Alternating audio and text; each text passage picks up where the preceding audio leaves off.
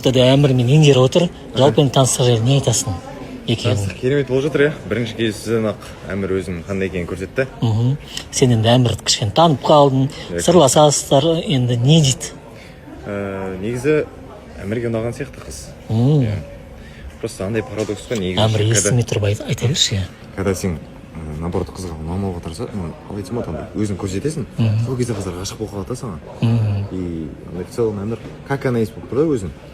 Енді қызға ұнаған сияқты білмеймін. Түсінікті. Әмір.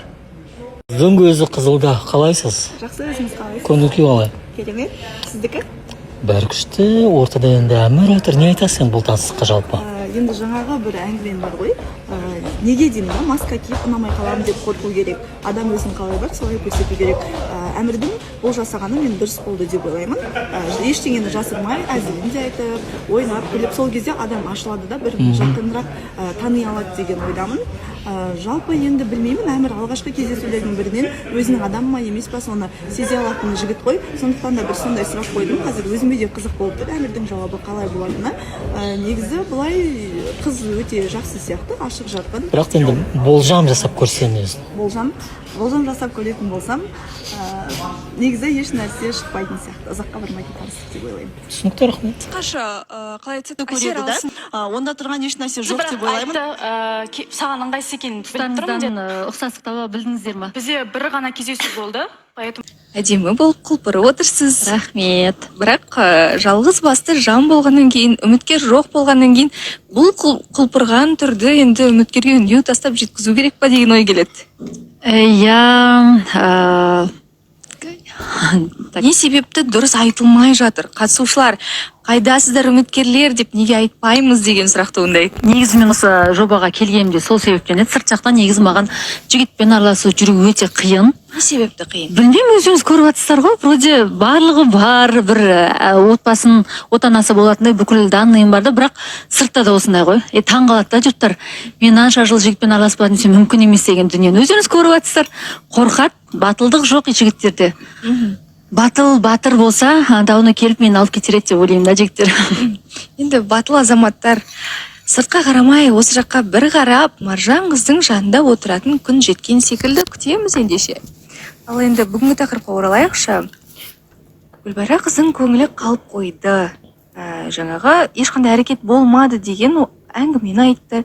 Енді шынында да сырт көзге әрекет байқалмады ғой, солай ма? Иә, басында жаңағыдай көзі жанып Гүлбайраны күтіп алған Тимур осы кіргеннен соңына қарай қызығушылығы жоғалып, мүлдем даже қасында тамақтанған кезде қасына отырып кішкене қызға ухаживание мүлдем жоқ. Енді мына жерде барлығы Гүлбайра как будто бір гүл бермеді деген сөздің астына қалған шығар. Сен неге жігіттен бір апта болған араласқан жігітінен гүл күтіп отырсың деген. Ол жерде емес, қыздар негізі біз сеземіз ғой. Жігіт даже ештеңе бермесе де, бірақ жүрегіне бізге қызығушылық көңілінде болған кезде, біз оны өзіңізде қызсыз ғой, жақсы сезінесіз, ол жігіттің вниманиесін, даже күшті бір нәрсе алып бермесе де, қасындағы сөз, бірге болу, уақыт бірге өткізу, комплимент деген дүниелерді жігіт жасысы болды, бізге бір ақшалай, бір қымбат дүние керек емес. Сол тараптан сол жетіспеушілік болып қалды Тимур жағынан. Негізі басында білдік қой, уақытша ғана қызығушылық, иә.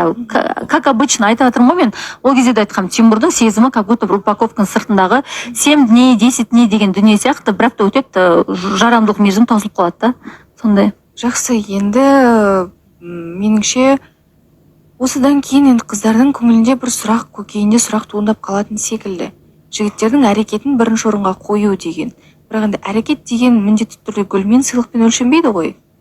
Иә, конечно, әрекет деген ол жігіттің жаңа батылдығы, сені таңдауы, күніге сені таңдауы, іздеуі, иә, қамқорлық көрсетуі, қасында бірге жүрген күннің өзінде сен оның қасында өзің нәзік табиғатыңды көрсете білу, ал ер адам өзінің жаңағы батырлық мінезін көрсете білу, сол ғана бізге аспаннан бір күшті бір сверхъестественный ешқандай дүние керек емес. Сол нәрсені ғана, иә, соны ғана талап етеміз, болды. Жақсы. Енді қазір ортада Әмір отыр, үміткермен бірге. Меніңше кездесулері керемет өткен, және бір-біріне үйлесімділік жоқ емес, бар. Сіздің ойыңыз қандай? Болашақ көре аласыз ба? Болашақ көре алмаймын. өкінішке орай, себебі негізі біз әмір андай жақсы көретін қызмен өзімізде көрдік қой, анаға сезім бар, аккуратно бүйтіп андай хрустальный бір затты ұстағандай араласып жүрді да. И мына жерде айтып отыр кеше кездесуде барынша ашуына тию үшін қыздың соңына қарай көп нәрсе айттым деген дүние болып жатыр да.